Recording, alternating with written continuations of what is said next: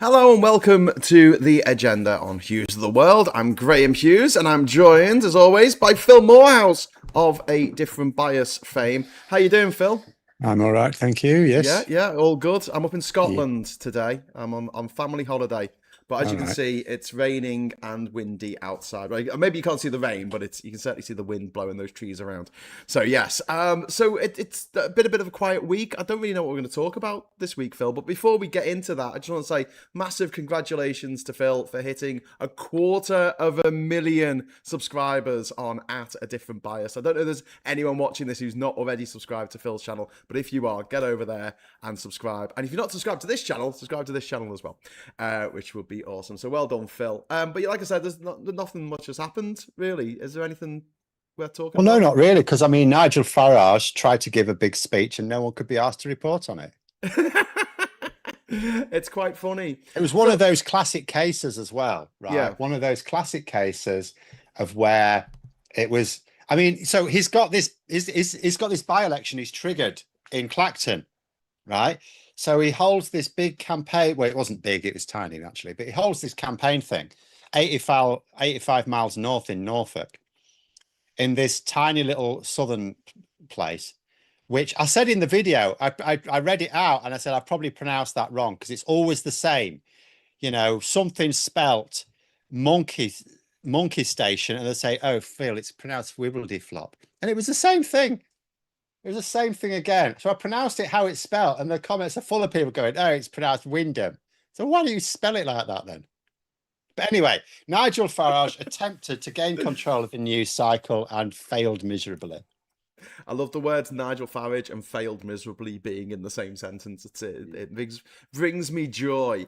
It's because all the political oxygen has been taken up this week by Andy Burnham. He has put out policies. He has announced his sorry, the microwave's done. He's announced his policies. He has announced his cabinet. He has been out drinking in pubs and prepping food for the homeless and all kinds of stuff. I mean, he really has hit the ground running. I mean, he's had 20 years to prepare for all this. How do you think he's done in this first 5 days? I think it's been a good start. Yeah, good. I mean, if I'm going to play devil's advocate, what I will say, I've just got it up now. I was just looking at the videos I did when Keir Starmer became Prime Minister, and I was getting more views for those than I have on anything I've done for Andy Burnham this week. But I will say, to be fair, it's not just that we had a new Prime Minister who was announcing lots of stuff. We'd also got rid of the Tories after 14 years. So, you can imagine there was a bit more bonhomie then. But nonetheless, it was the case that Keir Starmer initially also did well when it came to the news cycle. Yeah, And then yeah. he shit the bed a few weeks later. Yeah, So in theory, because it's easy when you've just come into power. Of course, you're going to announce policies, but the way he's done it has been good. First of all, he's announced a new policy every day. So he hasn't just loaded them all up at the. Yes. He hasn't just said, "Oh, here are my policies. Then I'll have some more for you this. after summer." Yeah. He's Yeah. portioned them out so Yeah. that he will always be in the main news. And ironically, the only one like today's really is his spending his first day in the number 10 in the north. That Yeah. hasn't really hit the headlines, I have to say. No, there was on a couple of newspapers It's this not on the morning, BBC. but not. I mean, the BBC. It's not on the BBC's bulletin. There's seven main news stories of the day. Right. But nonetheless, he has been there all through the week, and Nigel Farage has not. Yes. Kemi Badenoch has appeared more than Nigel Farage. Do you think this is like a really bad time for Nigel Farage to call this by-election? So we could talk about how this by-election has absolutely backfired for him, with no other main party standing against him. So many other candidates standing against him that no one wants to cover it because they have to mention all the other people who are standing, so no one wants to talk about it. Feel for the returning officer. He's got to read them all out with the results. Yeah, but every time someone talks about it on the radio, magnificent flying brick, one vote. But also within the timing of this being when, and I think maybe he thought he could steal the thunder from Burnham or something, but it just hasn't worked out, has it? So he gave this one talk this week, and it wasn't from Clacton, it was in North Norfolk, I think, North Norfolk radio, and it was from this stately home that's used for weddings, and there was like 200 people in attendance. So it's a private venue. Yeah, private venue. and there was 200 people in attendance, and he just gave this speech about how there should be a All general election. supporters who Yeah, are all Reform UK supporters. yeah. And then he disappeared. And no one. I didn't even watch it. I didn't even. I saw your video. I didn't even laughing know at it was him, going but- on at the time.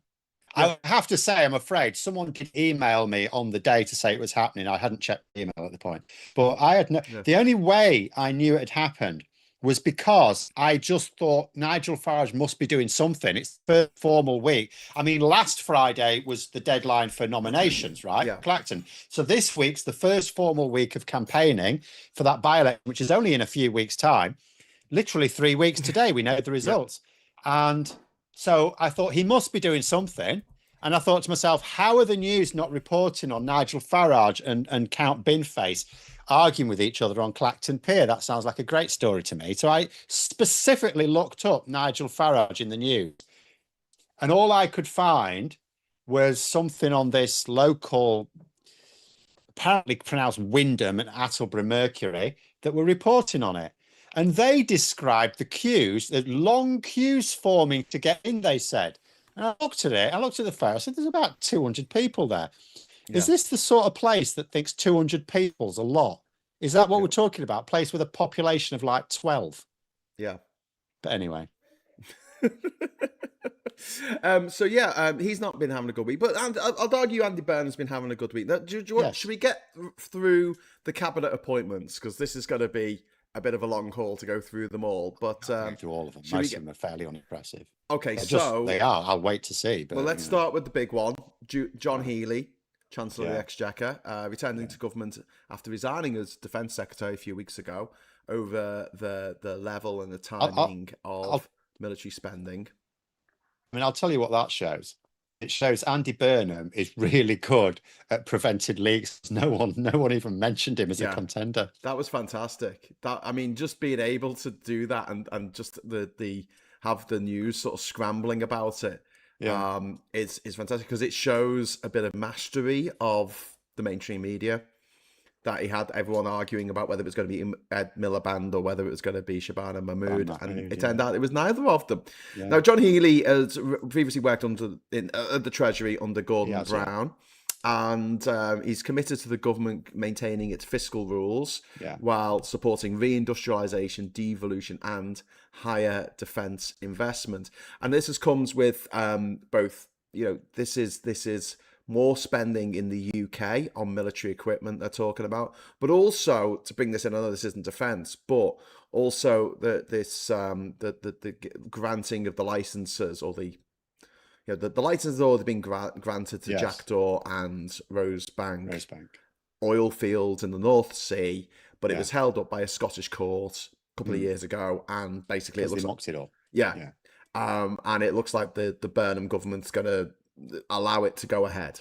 So it's not necessarily granting licenses in the same way. It's not allowing something to go ahead that was already going to go ahead. It's not a breach of the manifesto either, because people think the manifesto promised no new licenses, and they think, okay, well, that was granted, but it was null and void because it was illegal, so this is a new license. It's like, no, it didn't promise not to issue new licenses.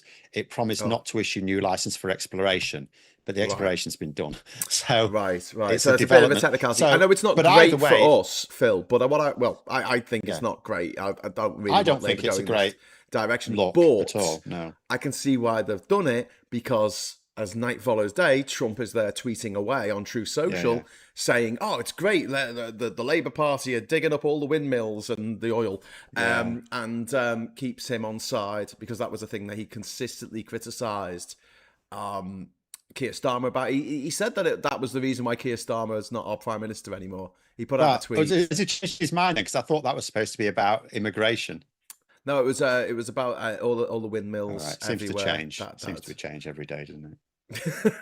That was his big mistake, because he didn't drill baby drill, and obviously Trump has a vested interest in ensuring that we do keep drilling. But so do you think Healey was the right choice, a good choice? In terms of all the cabinet appointments, the one I disapprove of is Ed Miliband going to Foreign Office. And I can't think of any that I think, that would be a good move. Obviously, there's Angela Rayner, but that's backed housing, so that's like a known quantity. Yeah. all the others, I look at them and I just think to myself, I'll just have to wait and see. Like it could Okay. work out, it might not work out. I don't have strong feelings about any of the appointments, other than Ed Miliband. I'd said if he's not going to go to the Treasury, I wanted him to stay at Energy. Now his replacement at Energy seems to have the credentials. She may be absolutely stunning. I'll wait and see on that, Arthur. I'm not saying that's a bad one. I'll wait and see, but you know, This is it's not. It wasn't an Miata Van exciting Buller. cabinet thing. Yeah, She was promoted from a junior ministerial role. she wasn't a junior minister. She was promoted from backbencher. Oh, was she a backbencher? I thought she was She's in a never junior. had any ministerial experience. Now, that's Oh, not to right. say she's got no experience. Yeah. I did check her out. She spent a couple of years working for the Cabinet Office in the coalition years, so she's got some experience at the heart of government. She has led a think tank. She's been quite senior within the Unite Union, so she's got administrative experience. Yeah. And her credentials on net zero are, she's got good public credentials on net zero commitments. Yeah. So it's fine, as long as she can do the job. Right. But again, it's a wait and see. Wait and see. Okay, so you're not willing to wait and see with Ed Miliband. So let's talk about that. Why do you think that he's a bad appointment? The only advantage. So first of all, he was the most successful minister Starmer had. What he did at Energy, and I know a lot of people don't appreciate it, he didn't get a lot of coverage, and he's also not great at self-promotion. But it was impressive. He moved mountains in that department. He has achieved so much, and it's just got so little credit. And it took a massive amount of political experience, because you talked about Andy Burnham having had a lot of experience building up, and I agree. And I've been writing a video for tomorrow on this. But Ed Miliband has also got masses of experience, and it all came to bear with his work in the energy department. It's like Burnham has moved literally the most successful minister Starmer had out of his team. Now, some people are excited about it because they're thinking, so now he can work on international agreements on like climate action. He can, tread the world stage, and he can persuade other countries, and he'll be really good at it. And it's like, that might be true, but it's pissing Trump off. And think about what Trump could do to us. So I don't see it as a net good move. Again, it's done now, so I'm quite happy to wait and see. It might work out all right. But for me, it was just a massive risk. Yeah. And I don't really know what the game's supposed to be. Well, I mean, he obviously was leader of the Labour Party from, 2010 till 2015. Yes. He's well known already in the population. It's not an unknown quantity. With his Jewish ancestry, it makes it a little bit easier for Labour to be a bit harder on the government of Israel and what they're doing over there. He's always been unequivocal about his support for Ukraine, and he's going to be in charge of our future relations with Europe, and he is a Europhile. I mean, he is a Remainer. Yes. And so, I mean, all of that put together, he seems like quite a capable person.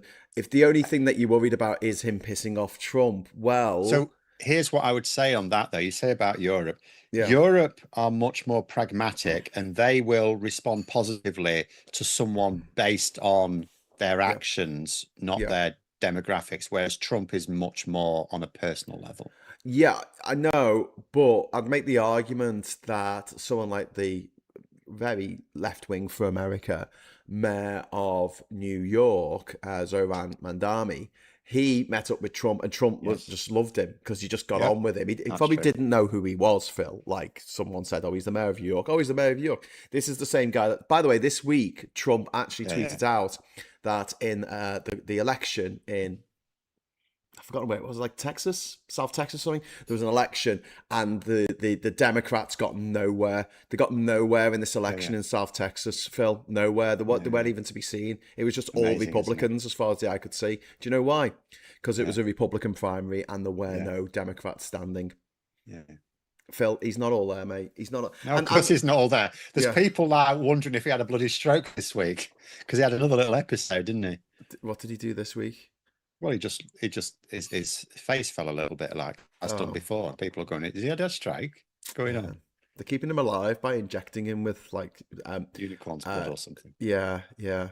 Hey, they've changed the website on the CDC, is it? The American Centers for Disease Control. Oh yeah, yeah. And they've changed the website to say there is no evidence that there isn't a link between the MMR jab and autism.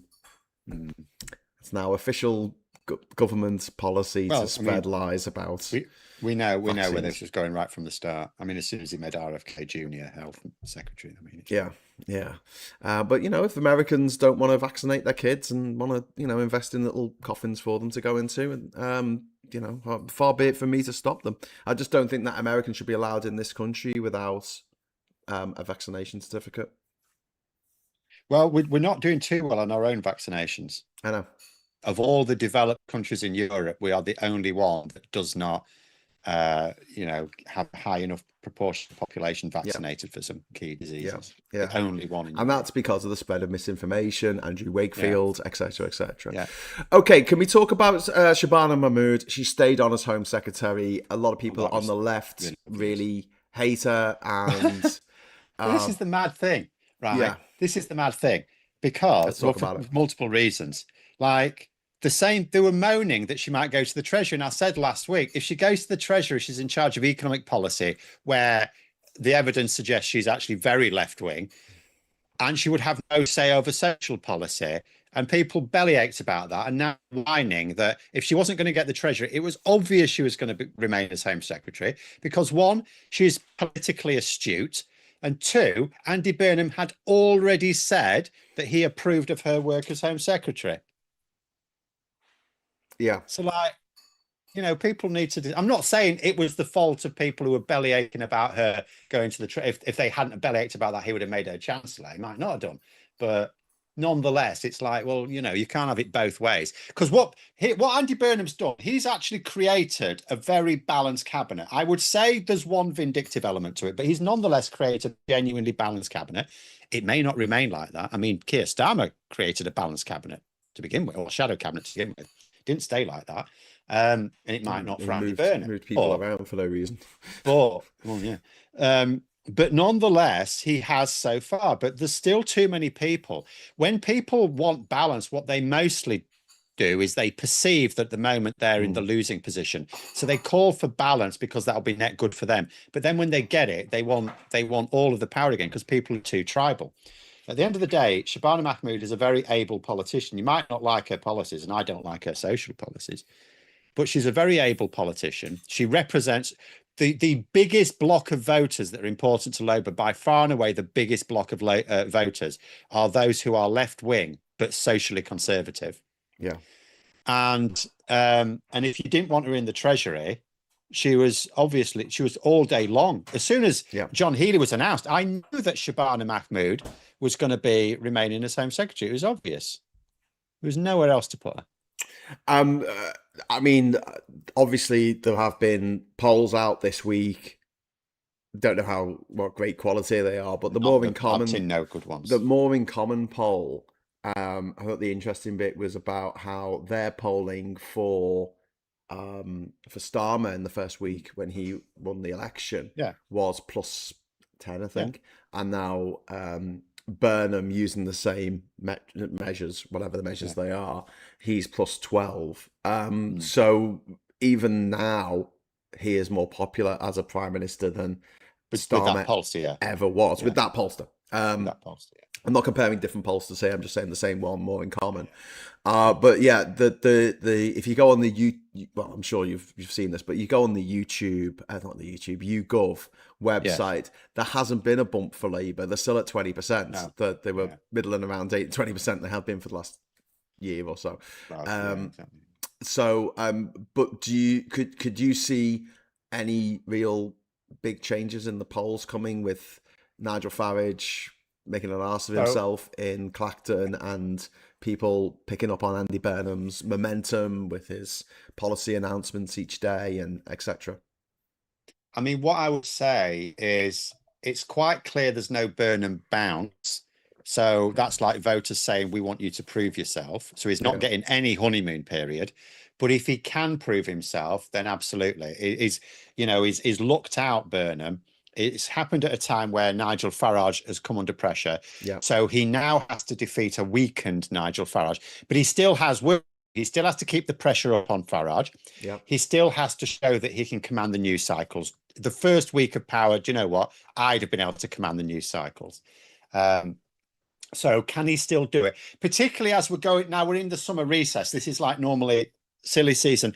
Can he still generate interest? And I will be able to tell on my little world in my channel, because when I will do videos if he gives me the material for it.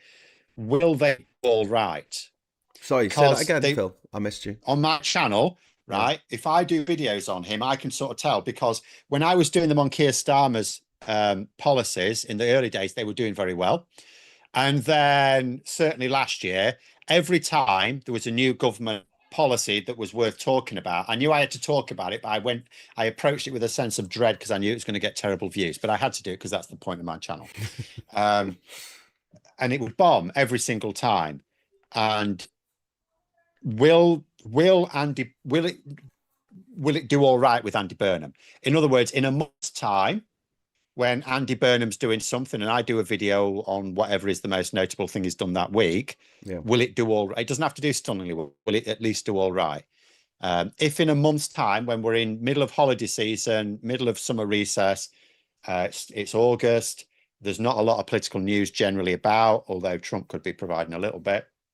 Will Andy Burnham still be able to capture the news bulletins? If he can, that's very, very sad. What'll be interesting is if I don't think he will be, but a good test for him, if he really wants to test himself, a good test will be, will he be able to dominate the news on August the 14th? Because that's the day of the Clacton results. If he's the top story on August the 14th, he's got it. Well, I mean, yeah, if Farage wins, it'll be, whatever. But if he loses, it will be the top story no matter what. Yeah, I couldn't blame Burnham. If Count Binface wins, there's nothing he can do to capture that news cycle. But if, as seems likely, Nigel Farage wins by a hefty margin, whether it's a big enough margin is another matter. But if he wins by a hefty margin, then I would still like to see Andy Burnham being top news on something. Plan something for August the 14th to announce, or maybe the evening of Thursday, the 13th, announce something that gets yourself on the front page of the newspaper, so announce it in the evening maybe, but also carries on into the main bulletins of that Friday. That's my test for him. Yeah. I'm not saying if he fails, that test is useless, but, that would be a good test. Yeah. Can you suck oxygen from Nigel Farage? Well, I mean, the big test for me with Andy Burnham, as I mentioned on the morning show, was him winning in Makerfield. He didn't just win, he absolutely smashed it. He got over 50% of the vote, which is absurd on a first past the post system. And he, in a very refucky area, in a very Brexity area of the country, and if he can, and I was making the point this morning, Phil, that like I couldn't do that, you couldn't do that. I don't know anyone in the country who could have won under a Labour ticket except for him, and that bodes well going into the next election. But yeah, so for the three big officers of state that aren't the Prime Minister, Foreign Secretary, Home Secretary, and Chancellor of the Exchequer, are you fairly happy with them? Apart from obviously again, I'm not happy with Miliband being where he is. Beyond that, I'm just going to wait and see, because none of them make me think, oh yeah, this is really exciting, really excited about this. Yeah. But none of them fill me with dread either. Right. Okay. The only thing I was interested in, there were several interesting appointments. I was going to talk about filling you with dread. I was going to mention one of them, West Streeting. That's a good one for me. I think that's fine. But again, it's another wait and see. Yeah. The Bridget Phillipson, so she's no longer Education Secretary. Bridget Phillipson, yeah. She remains a Qualities Minister, but she's still in Cabinet and she has no other brief. Now, nothing's been said, but I'm looking at that and saying, so is that Andy Burnham saying, you concentrate now on delivering the halving violence against women and girls over the next decade? Because that would give her the time to fully focus on that.